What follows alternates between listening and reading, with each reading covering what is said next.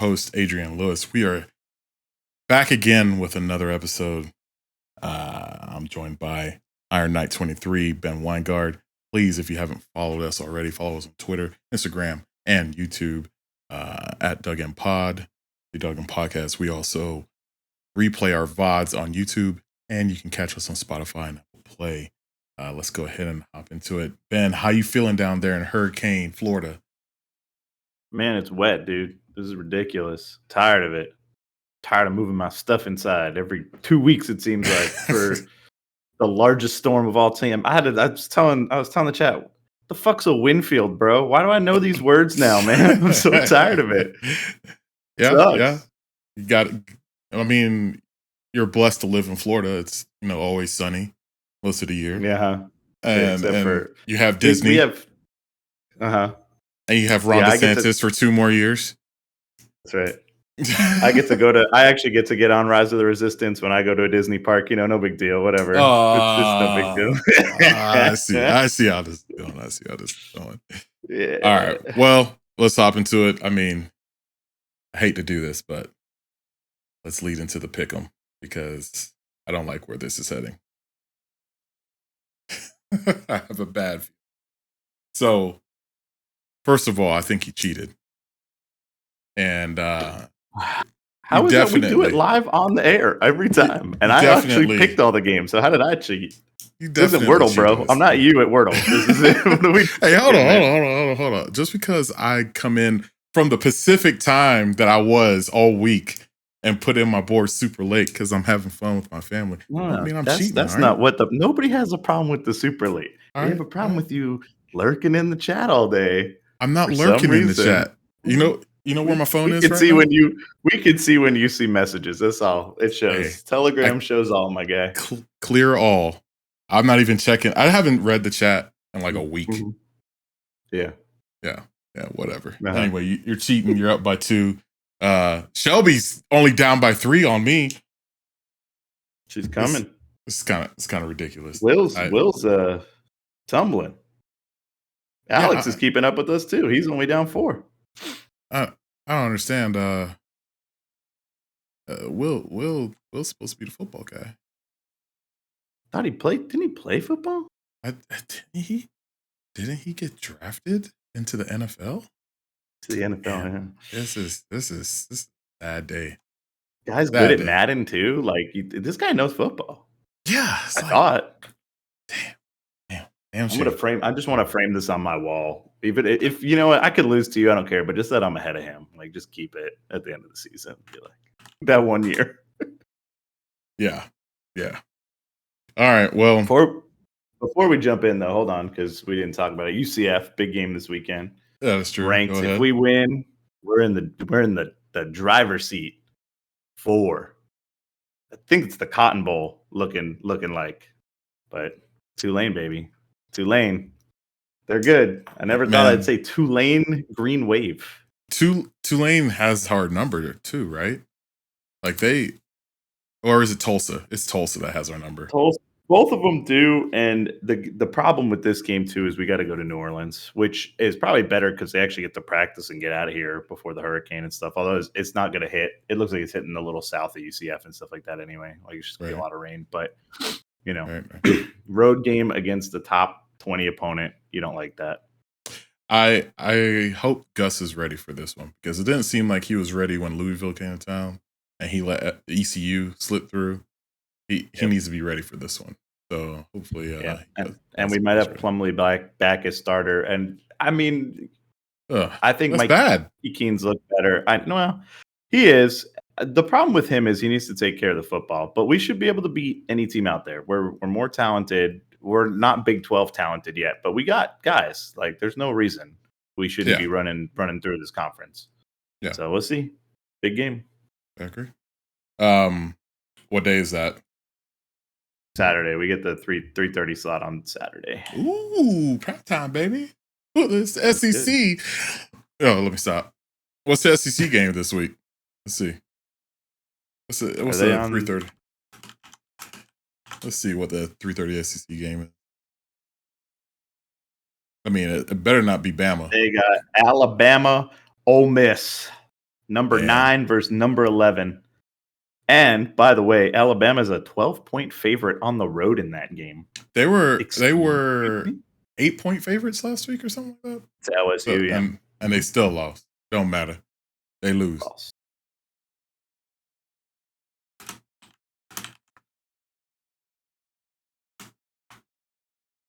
So, all right, let's get into it. Let's do our NFL pick'ems because, Ben's got to cheat. He's got to maintain his lead. I will go first the entire night tonight. No, you're going to steal all my picks anyway. Let me go first. No. I'll go first all night. That way you can fade whatever games you want. You can try and catch up. Let me go first. All right, go ahead. All right, fine. All right, first game. Up. Let's go. Atlanta at Carolina. Thursday Night Football. Yep. Another great game. Another absolute winner. This game's terrible. I don't know what else to say. Amazon paid so much money for just absolute trash games. I mean, this one feels like it was going to happen anyway. But Atlanta, they're the one not trying to tank this season. They're the one actively trying to win football games. I know players on Carolina are, but it doesn't look like that's what's going on with that organization. But Mariota's done enough. Their defense has been fine-ish. I mean, who the hell was the starting quarterback for Carolina this week? It's Darnold or Baker, which who cares? Give me Falcons. Mm-hmm. I don't know. It's hard to pick the Carolina Panthers in anything. Their defense is 2-ply right now. You let Dirty Joe Mixon, dude, Sleepy Joe score 5 tutties on you. That's a bad that's a bad day. 5 touchdowns. Yeah, I gotta pick Atlanta. I really want to pick different from you, but I gotta pick Atlanta. All right. I mean, you just said it too. Like Algiers actually looking good. Cordell Patterson came back, did his thing. Yep. Huntley was okay. Like they have they're not Joe Mixon, but it's not like Joe Mixon looked great. Like you said, coming into the season, coming into this last week, and did whatever he wanted to. If I'm Atlanta, I'm going to do the same damn thing. For a team that only throws the ball like 13 times a game, Atlanta is going to run the ball, and it's going to be bad. So, yeah. All right. Seahawks at Bucks. Give me the Seahawks. I think they're going to just keep up. That defense has been pretty good too. I know Tom Brady gets divorced, all of a sudden has a comeback game, 1-0 since being divorced, but I don't know. I think the Seahawks are for real.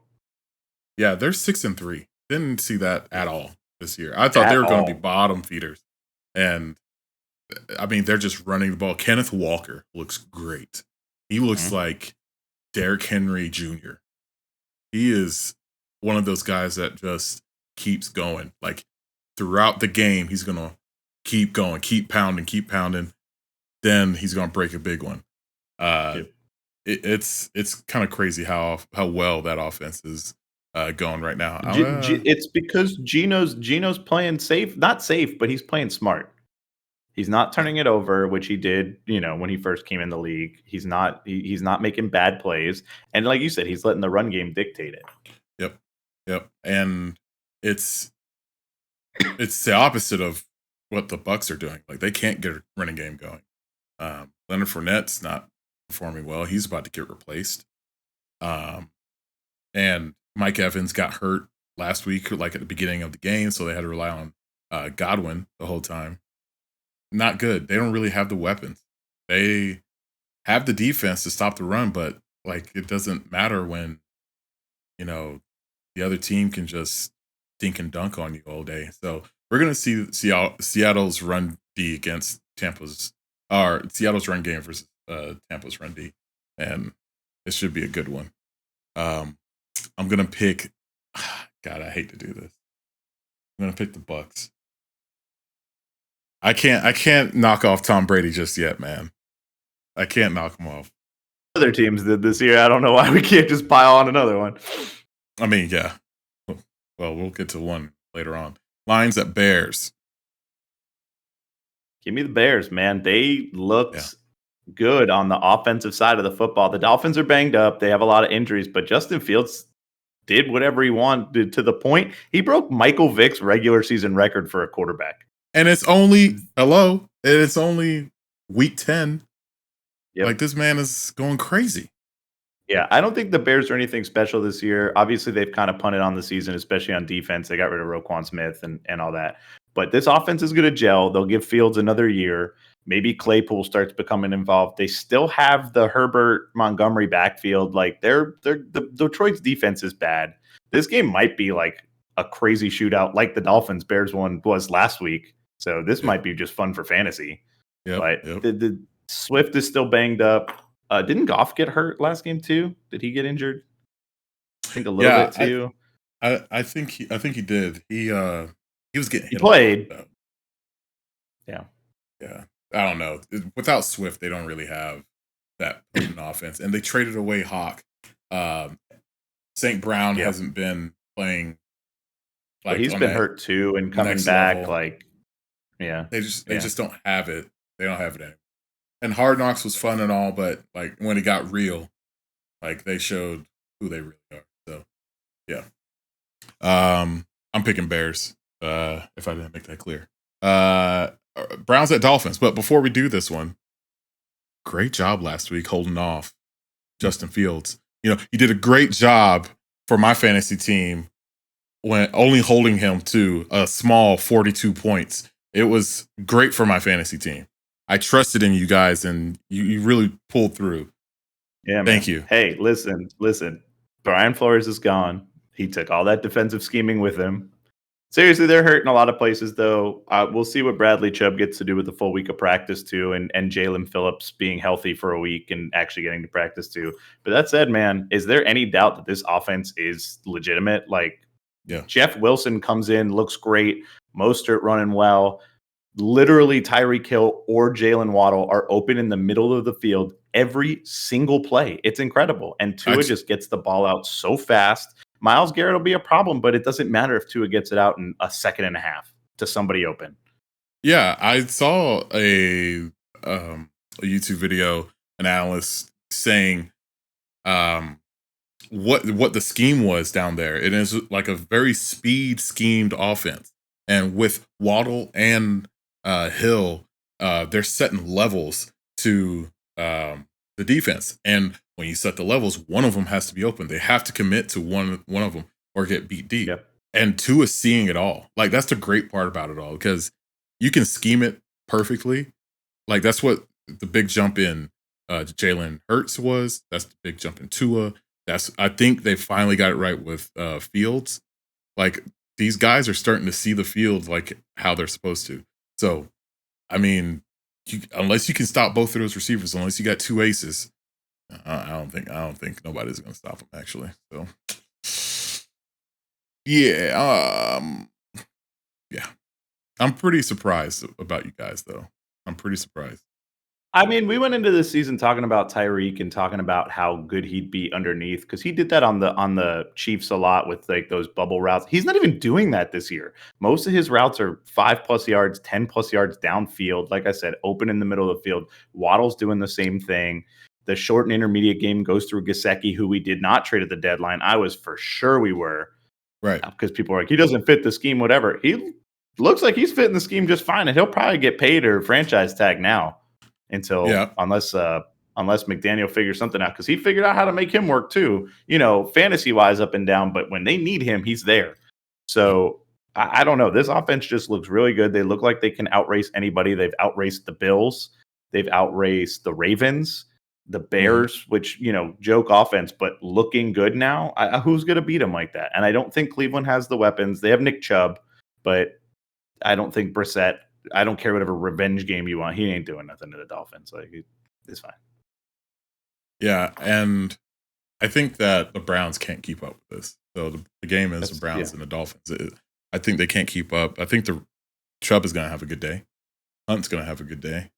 But when it comes down to it, can Jacoby Brissett keep up with the offense of Miami? Yep. And I don't think so. The Browns are very special because they allow the most points, and they're like pretty high in scoring also. So, we'll see. Yeah, we'll see. All right, next game. Broncos at Titans. Oof. Tennessee at home. We haven't seen the offense of the Broncos do that well. That said, Tannehill might not be playing in this game anyway, and I still kind of favor it. I think the Broncos defense is good, but I think Derrick Henry is going to be too much. And the Tennessee defense will be fine enough. They don't need to do much. Yeah. I think that the Broncos are a sleeper pick on this one. But I think everyone's favoring Derrick Henry in November. It's his career-wise, it's the month that he lays down the most yards and the most yards per carry. So he loves the month of November. But I think a lot of people are going to be sleeping on Russ coming off of the bye, and they finally found their tight end in Dulcich. They have he looks good. They have a week to scheme Judy correctly, to scheme Sutton correctly. Like they really had to. This is a must win for them, because if they lose this, they're 3-6 and they're out of the wild card. Like, they really need this game. This is a must win. The division's almost out of their hands anyway, with the Chiefs being in the driver's seat like that. Like, yeah, you're they another loss and you're getting picks. And I mean, they already kind of punted. Like I said, they already traded Bradley Chubb away. They didn't bring anybody in to make that team better. So it's almost feels like they punted on this season a little bit, but they do have a chance. Like, it's not like everything's set in stone yet. So we'll see. Yep.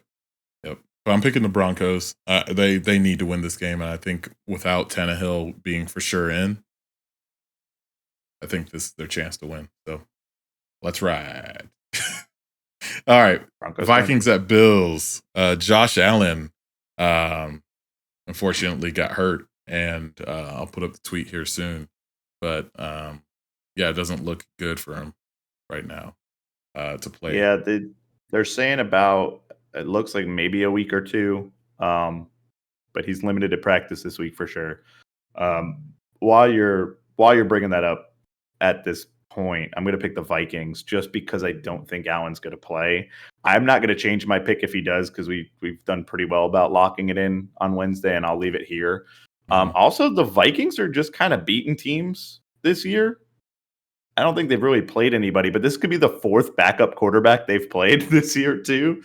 I don't know. They just seem to find ways to win games, and that defense, like I've said it a couple weeks now, it looks pretty good. And the Bills defense is banged up too, so we'll see. One thing, Josh Allen's injury is one that he had before, missed 4 games, UCL. But I think his style, you still saw him come back and throw it deep. I think he's going to play. But I think the Vikings are a better team either way. I think they pulled it together. They found a way to win last week against Washington. Like, it was a down week for them, but like, they found a way. I don't think that Tre'Davious White and the rest of those DBs can keep up with Justin Jefferson and Thielen and Hawk now. Hawk got 9 targets last week. What the heck? It's crazy that one dude can come and just, take over an entire position. But yeah, I think the Vikings are going to pull this one out.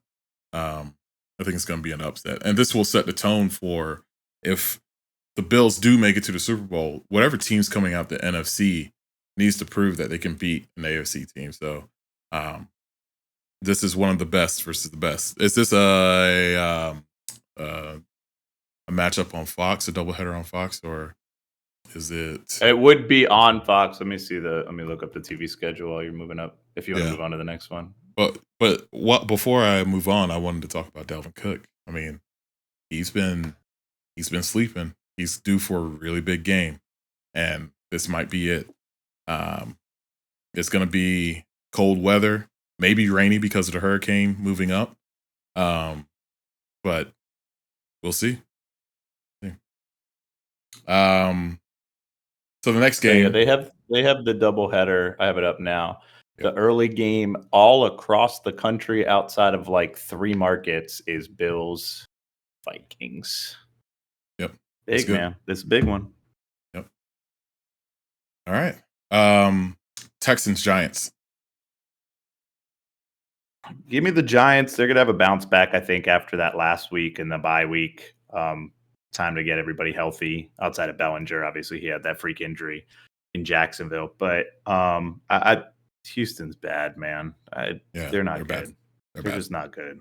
David Mills is not the quarterback anybody thought he was. Like, even he's below the minor expectations that we were setting for him. Like, we knew he wasn't going to be the all-star from last season, but I thought he was just going to be, dink and dunk, kind of Phillip Rivers, old age kind of quarterback. No, he's not even that.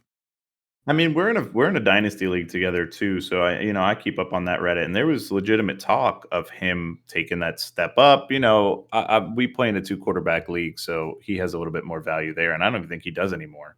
Yep. I traded him away at the end of last season. I was regretting it, and now I'm like, all right, like whatever.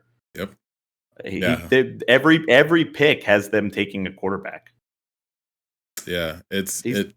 They don't want him. I mean, the new age quarterback needs to be able to run. I'm sorry. You can't be immobile and sitting back there. The days of Peyton and Tom Brady, gone. Gone. Yeah. Even if you're not mobile, you have to extend the pocket.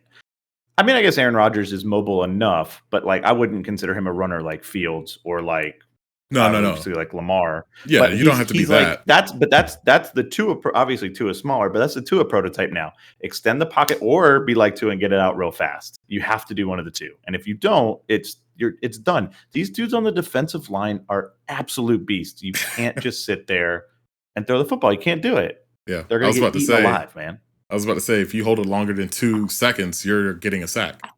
Like they always put up the graphic on Sunday Night Football. Snap the pass. 2, less than 2 is always the winning quarterback. Anybody that holds on, you're done. So, yeah, I think I'm gonna go. I'm gonna go Giants here because it's bad down in Houston. Yeah, should have signed an NDA. Anywho, Jaguars at Chiefs. For my household, this hurts a lot because this is going to be my wife's team versus my favorite team, and for the second time, she might get the upper hand on this one. The first time the Jags played the Chiefs after I met my wife, we had freaking Nick Foles, and it was the first game of the season, and he broke his clavicle, and like set the tone for the rest of the Jaguar season after that. And God, the Chiefs historically have whipped up on the Jaguars a lot. And as much as it pains me, I don't see our defense keeping up with those receivers. We can't cover the tight end. We can't stop the ball. On offense, we let teams get up to an early lead too much or come back too much. Like we were down 17-0 to the Raiders last week. No shot. We can't do that against Mahomes. So we'll see. I'll let you pick first, though. I'll let you go ahead. Yeah, I mean, like you said, Chiefs all day. I'm sorry. They don't let teams back in like the Raiders do. And I wanted Will to be here tonight so I can tell him that I picked the Jaguars against Josh McDaniels' Oakland Raiders. But it's not going to happen this week. I'm sorry. The Chiefs are still probably the best team in the AFC. Yeah. Until I see otherwise, I think they beat the Bills. Heads up. So until somebody else puts them. Oh no, the Bills win that one. The Bills came back and win that one. But still, it's one of those two teams. The Jags ain't it yet. Mm-hmm. They'll get there. They looked better. Trevor's still making his mistakes. It is what it is. But Etienne's running better. The offense clicks. The defense is suspect. But at least stood tight against a team they should have beat, which they are better than Oakland this year. Yeah. And Devontae Adams. And, Devontae Adams is the only one who did his thing. Guess what? Yeah. That's going to happen. But the Chiefs got too many weapons. Like you said, they got Kelsey. Juju's legitimately good on that team. MVS is good on that team. So, yeah, it's hard to go against it. Even if they're my favorite team, Trevor's playing better. Etienne looks like a star, and I mean, Christian Kirk is worth all the money. Like he's probably wide receiver like 12 or 13 on the year. Like he's playing great. I can't pick him this week. Too much firepower. Yeah. Too much experience. too much professionalism out of that organization. And they'll either hold a lead or they'll claw back and get it. That's it. And I just don't think the Jags can hold it off, especially on the road too. If this one's in Jacksonville, maybe we're talking a different story. As like you said too, like we don't know what the effects of the weather are following that too. It should be out of here and clear, but who knows what the field conditions are like still, whatever. But in KC, you know, it's one of the loudest stadiums, if not the loudest stadiums, decibel-wise, right? They always put that stupid meter up there. Every single time, bro. Every time. Every time. All right, Saints Steelers. Flexed out of the Sunday night game, by the way. Thank God. I don't know. I saw Super Kamara 2 weeks ago, and then Kamara was normal last week. Andy Dalton looked bad last week. Do the Steelers get back TJ? I don't know. I don't know if he's back yet, if he's been practicing. That would be a big decision on here too. Yeah. Let's see if there's any news on that. Yeah, I think he's still on there. If they can get him back, I think that defense will be good again.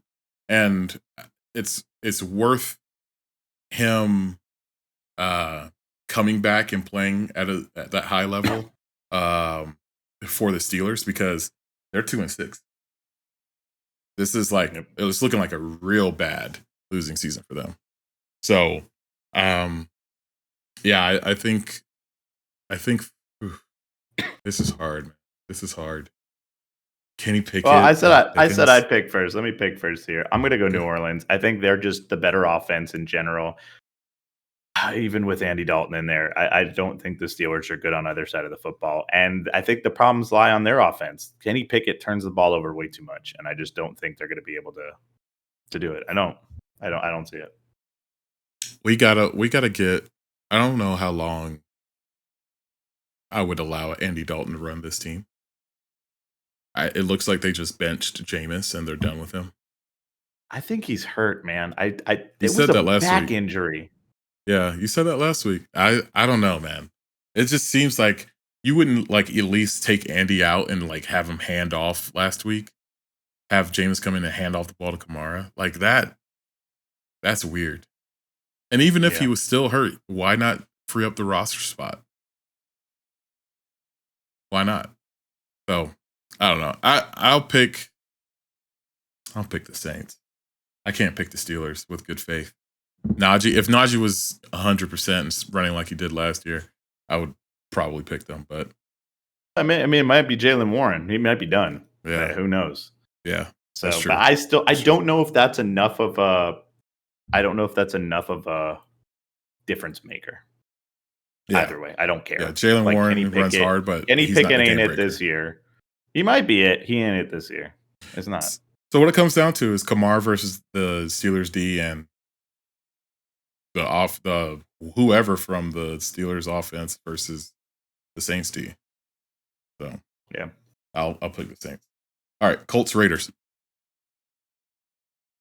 So that's the other piece of news we have out this week too, is the Colts just hired Jeff Saturday as their head coach.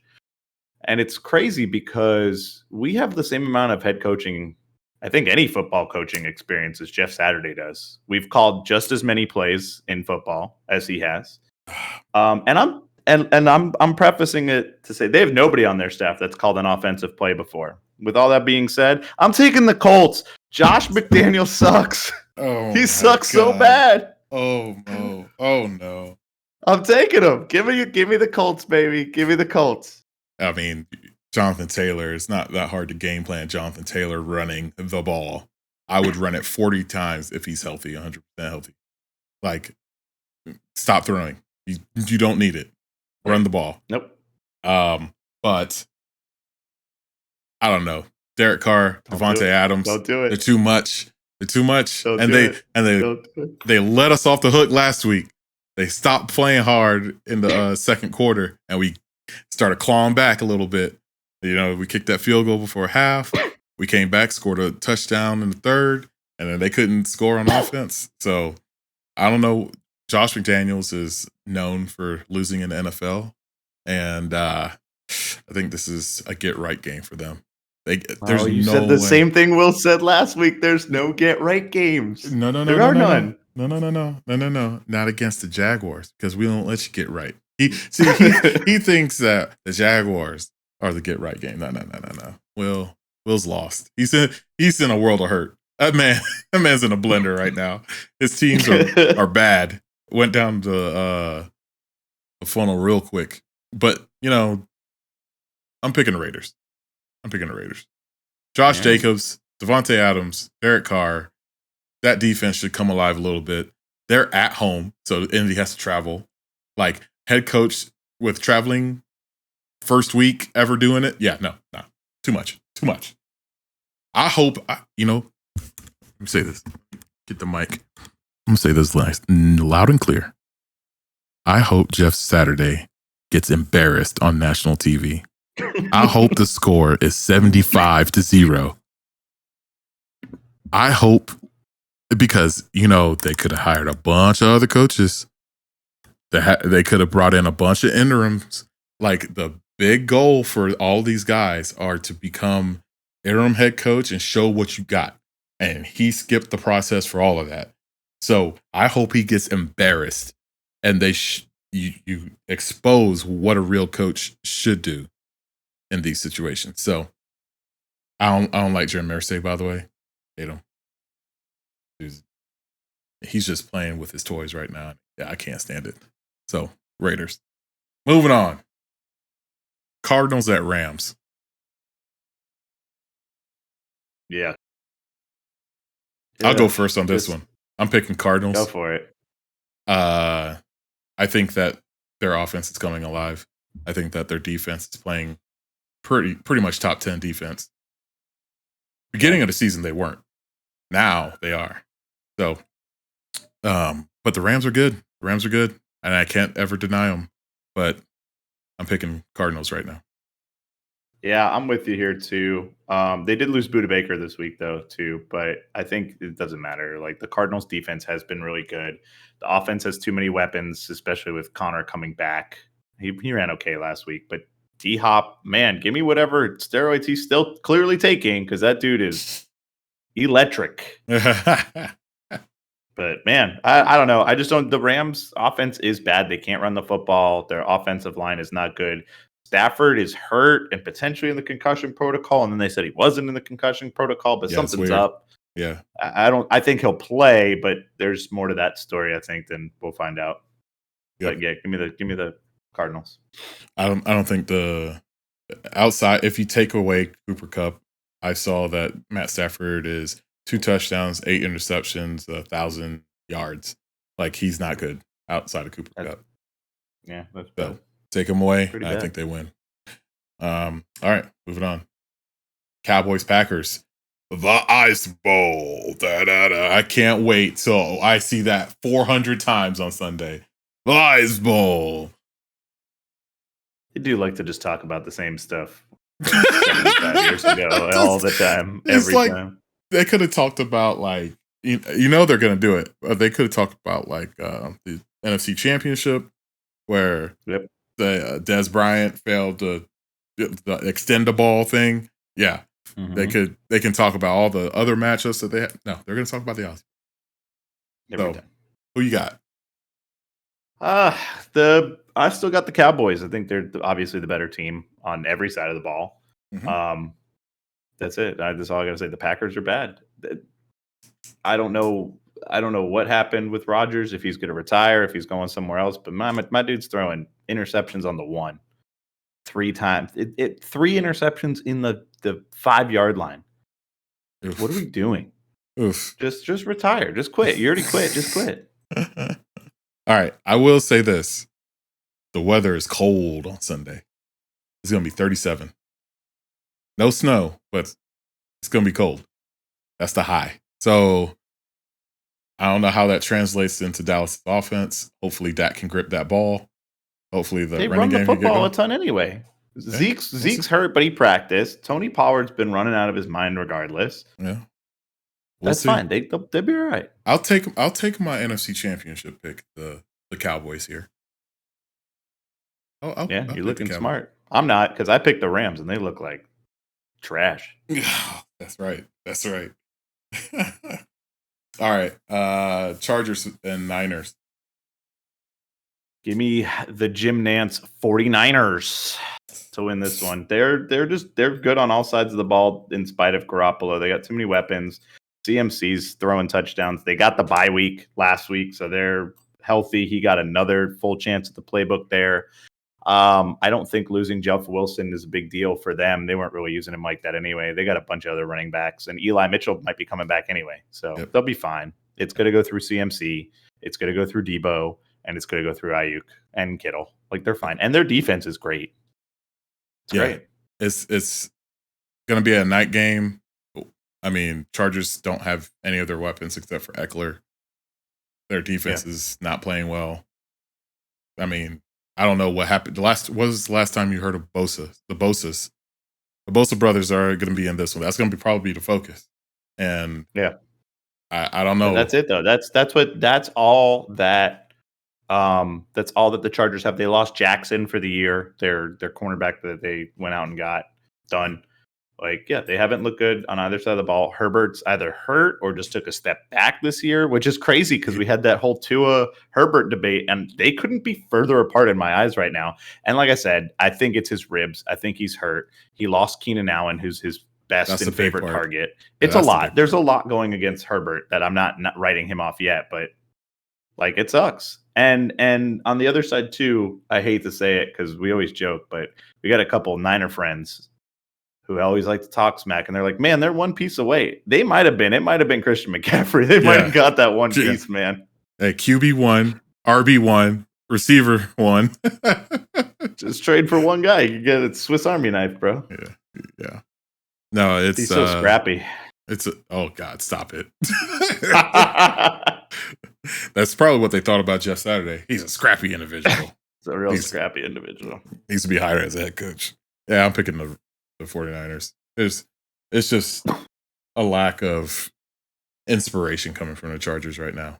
They should have been inspired to play harder since week 2 when they lost to the Jags. Got blown out at home by the Jags, but I haven't seen it. Is it crazy that I'm looking at it now too, just thinking about it. We're talking about a 5-3 team that too. They're like a game out of the wild card. And I just don't. They beat the Falcons by 3. They lost. They got crushed by the Seahawks. Beat the Broncos by 3. Beat the Browns by 2. They're not like beating anybody. They're not hanging around in games. Unless Jimmy Garoppolo has a terrible game, Niners should win this. And I don't even think that matters. They just have so many weapons to make up for his lack of being a good quarterback in the NFL. They'll be fine. He just can't turn it over a bunch. Like, he has to be smart with the ball, and that's why you got Christian McCaffrey. And that's why you let Debo do his thing. Take it out of his hands. Let the playmakers do things. And then have a stout defense, which they do. Yep. So, Dan Snyder.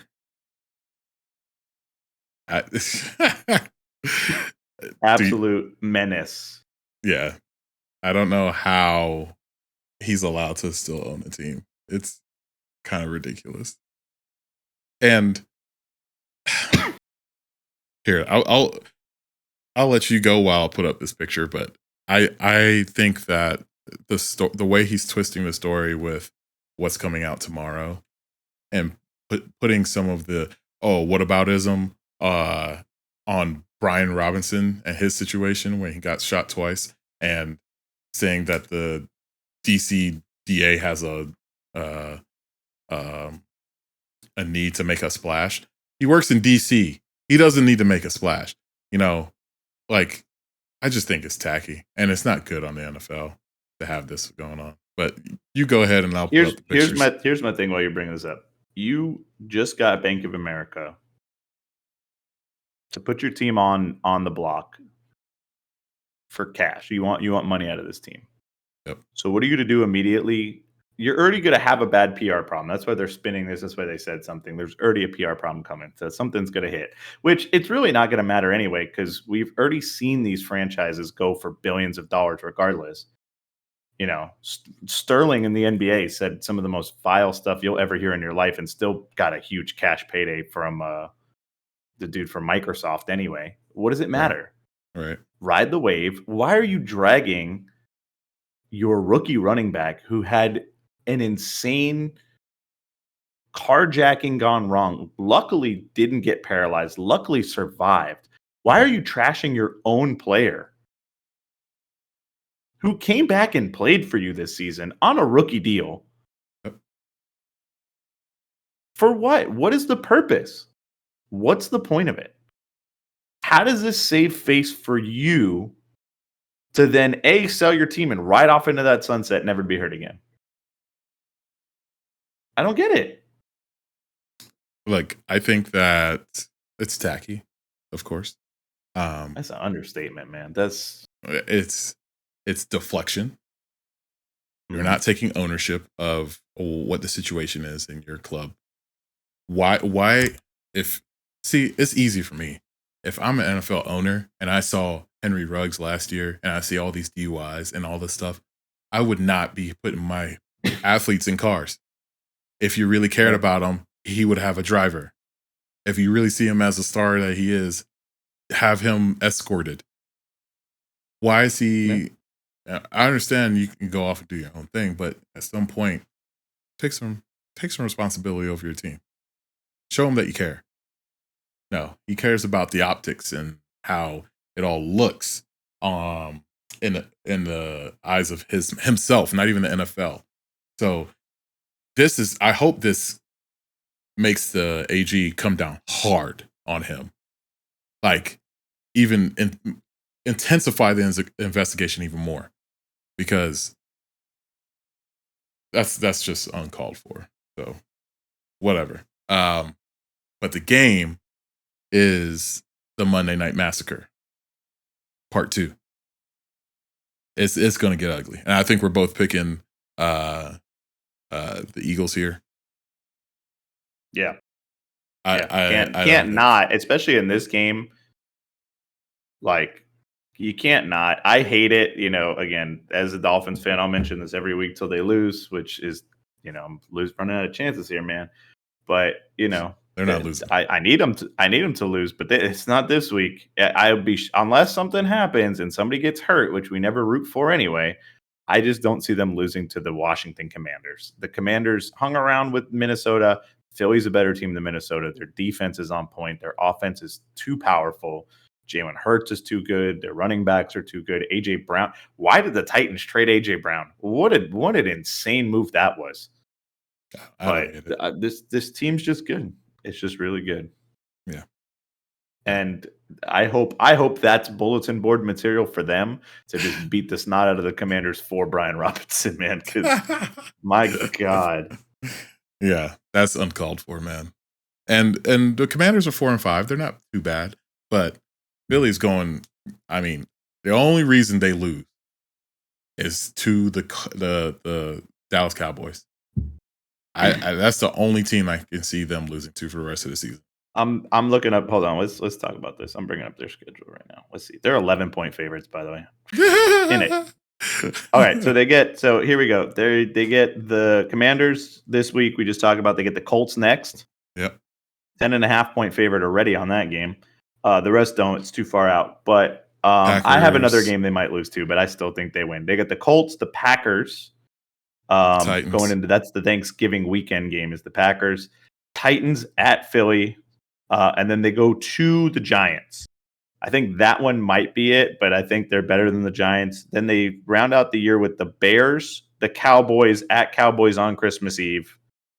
But we're in week 16 at this point. You know what I mean? Yeah. That might be benching.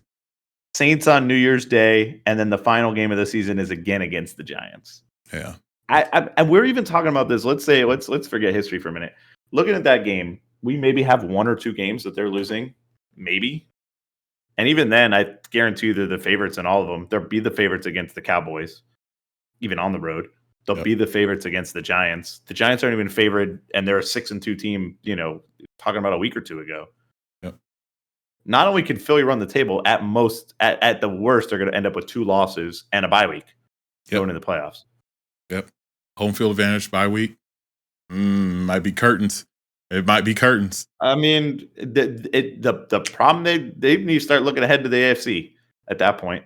Yeah, because the Cowboys are going to have to run. The Cowboys are going to have to run divisional games. Yeah. Oh my gosh, I have to run a gambit. Yeah, I don't see Vikings maybe. If they lose, but they would be on the other side, so that would be up until they'd have to lose a couple games, and I don't know the Vikings schedule, but I guarantee you there's 2 or 3 losses I'd see there too. But that's legit, dude.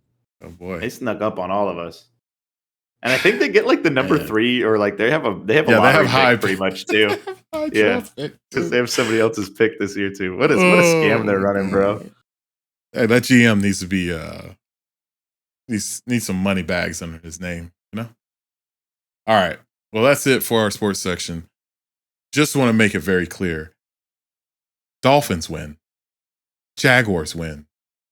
Packers did not. And the world is not so much. All right. So moving on. Let's get some news out of the way, some TV news, before we get into Andor and Tales of the Jedi. So with Quantumania, it came out today that Chidi from The Good Place, William Jackson Harper, he got casted in a role. The script also leaked online, so people could just read the whole movie all the way through right now. So beware of spoilers.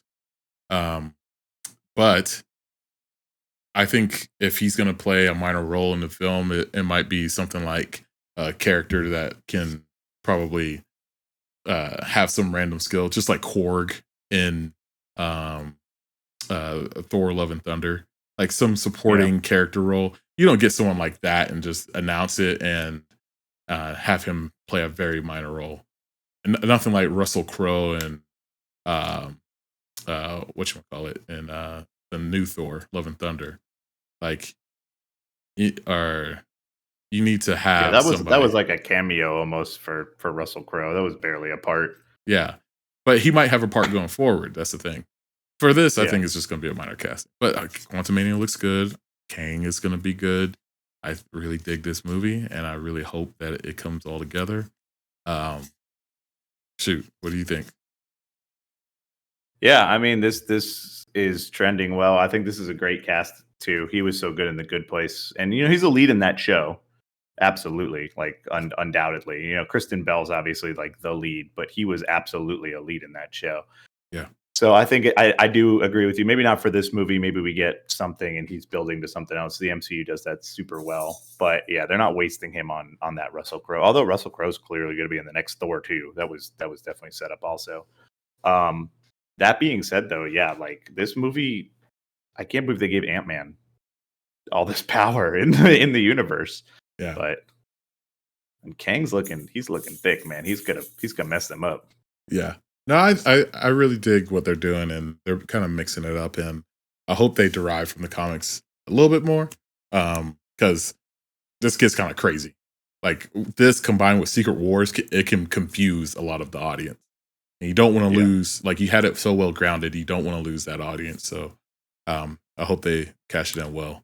But yeah, we might get multiple Kangs in this, and the Kang that we see here might be the Kang that we see later on, or it might be a Kang that we defeat here, and then another one takes his place and becomes a big bad. So I don't know. And where's the Loki in all of this too? Like the Loki, sees end of season reveal. Like where's all that? Like there's a lot of parts to be had.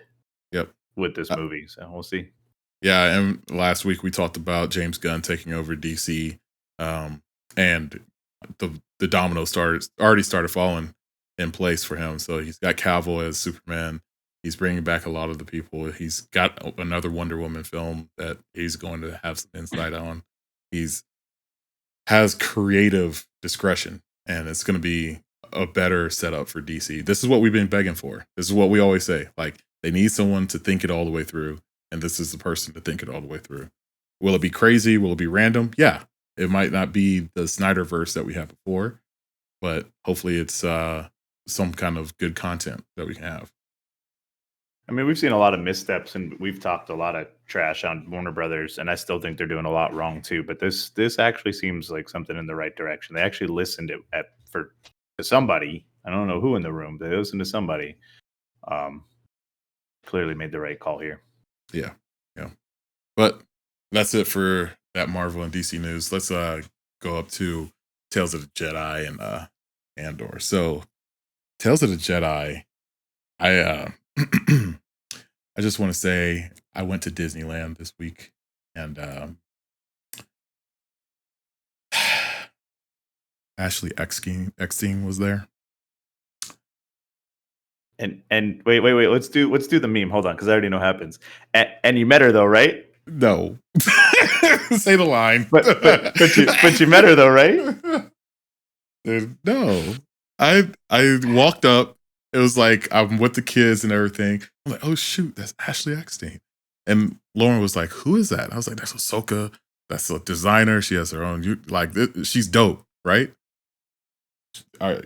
My wife says, all right, come into the Star Wars port or whatever at Downtown Disney and let's walk real quick and we'll get in line. We go, we get in line. They cut off the line right in front of us. Oh, so even with the kids, you gotta be like, yo, my daughter. So I walk fast and she's cool, whatever. Yeah, she's on Twitter, whatever. It was fine. Anywho, I'm sad for you. It was a sad weekend. Didn't get this dude Rise of the Resistance. 0 for 3. I went as soon as the park opened on Sunday. There's like barely anyone there, and the ride was down. And then we go to get the kids, and we come back. The ride's open, 2-hour wait. And so I was like, I can't wait. I can't skip the day. I can't do that. Should have waited. Nah, can't do that. My daughter had way too much fun. I couldn't miss that. And then you just gotta come to Orlando, man. We'll do it. You and I'll do it. Yeah, I do need to come to Orlando because I want to do Pandora, and I want to do Pandora's dope too. And I want to do Rise. It's like another 8-hour wait too. Shit. Yeah. So yeah, I'm just 0 for 3 this weekend. It's bad. But I watched Tales of the Jedi, and I think I won with that one. I finished it. It was good all the way through. Here, let me pull up the episodes. It starts off with the Ahsoka episode where she's born and her mom is basically training her in the world and teaching her basically meaning of life stuff, how to, overcome some adversity. And she kind of has like a Jungle Book moment with the tiger in that episode. But it just shows that she's a Force user and she's like one with nature and all that stuff. And then the Dooku episodes were really dope. God, that trilogy of Dooku was so good. And they had me fooled. I thought Christopher Lloyd came back and did that voice acting. Oh, I knew it wasn't him because it's not Christopher Lloyd. It's what's his name? I can't think. He died a few years ago though. He's been dead for a little bit now, I thought they James Earl Jones his voice or something. No, I could tell it was off, and it wasn't bad though. I really liked the person they had do it. I need to look up who actually played him because it was very good. And I thought it was better than them trying to copy him. It felt like its own twist. My one problem is you can't get, so there's an episode, or at least one or two, where Mace shows up. You couldn't get Samuel L. Jackson for a couple minutes in the booth. That's what I was saying. I was kind of surprised. I don't know. Just because like that role's so iconic to him, where it's like, we always have like the trivia of like the Star Wars, the lightsaber's purple because he wanted it to be purple. Like there's so much that it's just like that's his character, and it's like you couldn't just get him back in the booth. Like he's hanging out playing Nick Fury already on Secret Wars or Secret Invasion, whichever one he's in. Like just bring him back, man. Like come on. Yeah, they could have done something there. All right, so Corey Burton. Oh, okay. Voice actor for that one. Corey Burton's the one who did he did, I want to say, he did Cad Bane too. Yeah, in Star Wars. Okay, Hugo Strange and Arkham City. He's got a good list here. Yeah, it's a very good list. So left out Ansem the Wise and Kingdom Hearts, bro. Come on, let's go. That's our wheelhouse. Come on, man. Hey, but Yeah, he's a good voice actor. I mean, that episode was dope. It was some of the things that I think it was good timing. This came out during Andor, and Andor leaves out all of the Jedi and the Force wielding and the mystical stuff of Star Wars, and it's just gritty. And this is more of the high level, you know, the Jedi lessons, how they train, how they persevere, the true meaning of what separates a Jedi from a regular Force user. So I don't know. It was nice. Ahsoka's last episode, great. Yeah, like awesome episodes. And I thought they were going in another direction in the 5th episode where she was training over and over and kept blacking out. I thought they were just gonna end up with something random, some random mission that she'll conquer it with, not lead into the end of Clone Wars like that, and have like the secret I disagree. scene. The minute they had that we saw like Rex do it, and that was the training, I'm like, they better end this with Order 66 at the end. Like, come on. Yeah. But I don't know. It's funny. You and I were texting each other as the two Star Wars guys on here, and you were texting me ahead. I'm like, oh, I just started. Hold up. And I think it was like an hour later. I'm like, all right, I'm done. Because I didn't expect to watch it all in one day, and I couldn't stop. They were 15 minutes. It's such a quick clip, but their art, it's very, very good. I think we got two of the best Star Wars properties going, right? Well, Tales is done, but back to back. Yeah. And has all the parts. And we said Andor leaves out the Jedi part, and we wanted that. But then I get to come back in and see all the stuff that they always talked about in the movies and all the stuff that we've filled in gaps before of these stories. Like, oh, this is where the Jedi made mistakes. This is where they're conflicted. That we've never seen in a movie before. We've really never seen it outside of Luke being kind of angsty and Kylo doing the same thing. Like, we've really never seen it. And like now seeing that, like, Count Dooku, like why he changed instead of just randomly showing up in the second movie. Right. It gives some more depth. Sense. Yeah.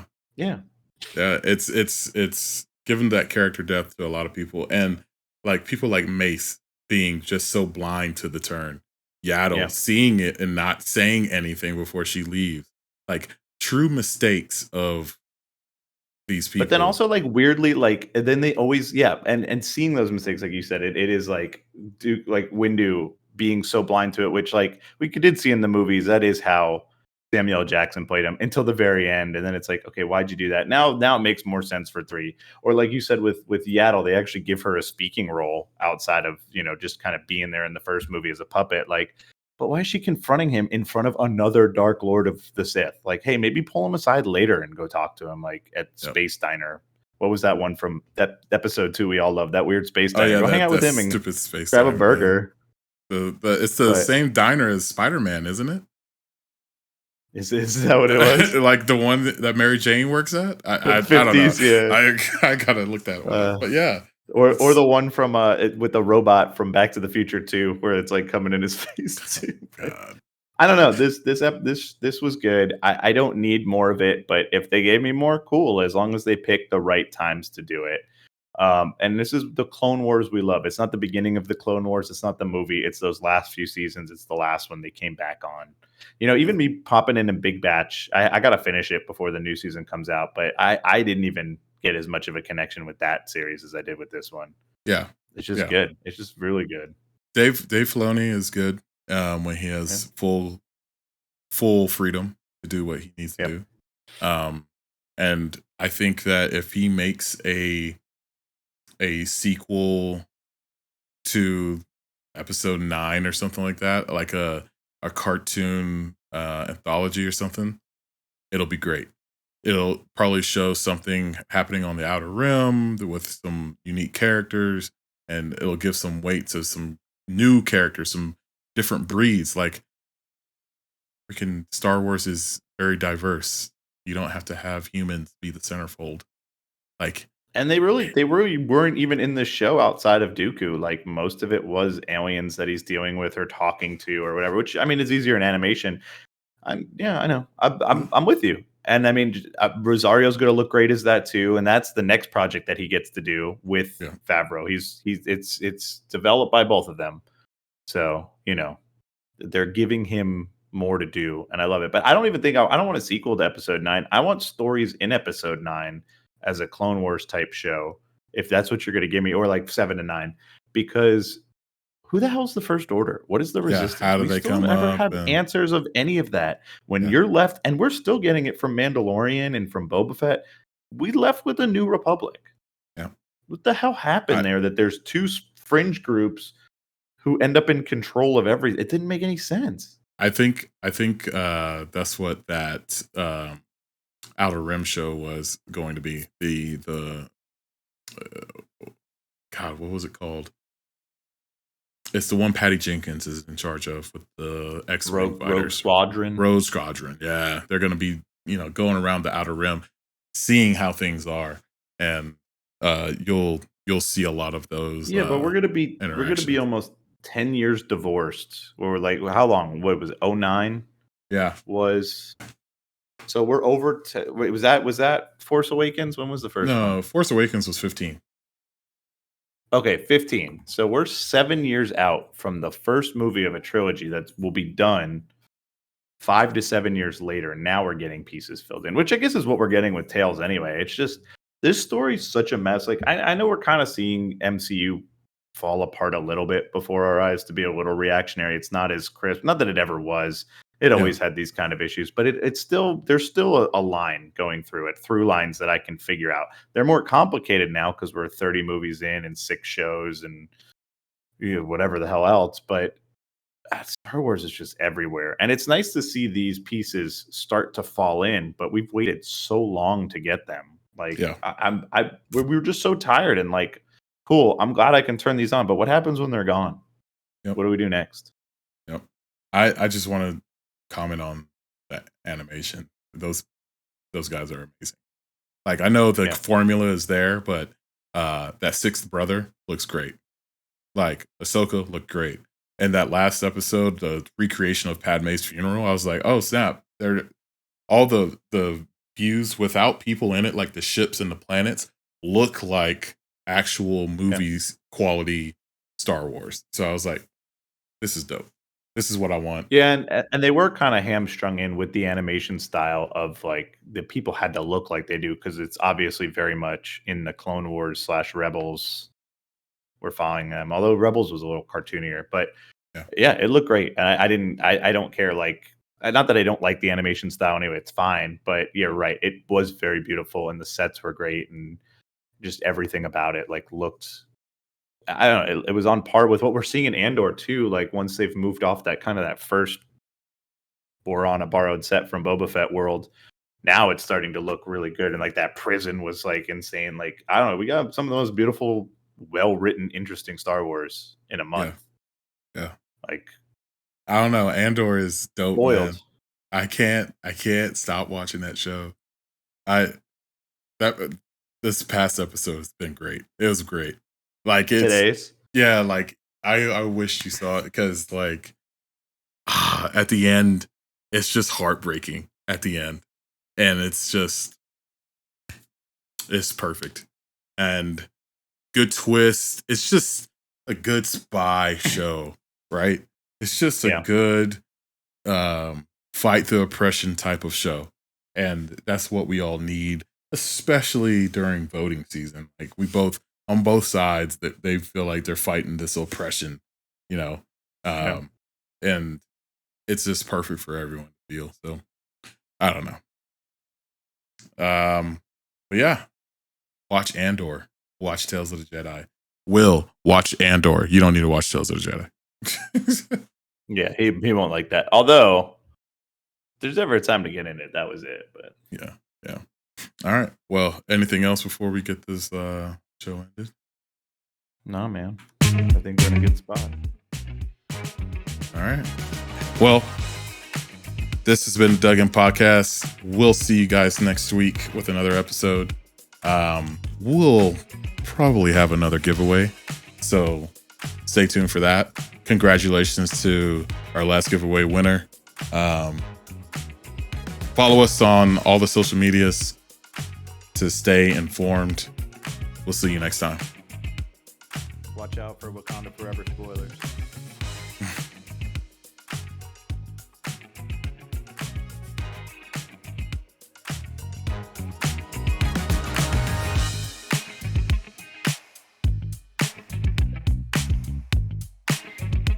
This episode of the Duggan Podcast was brought to you by, well, you.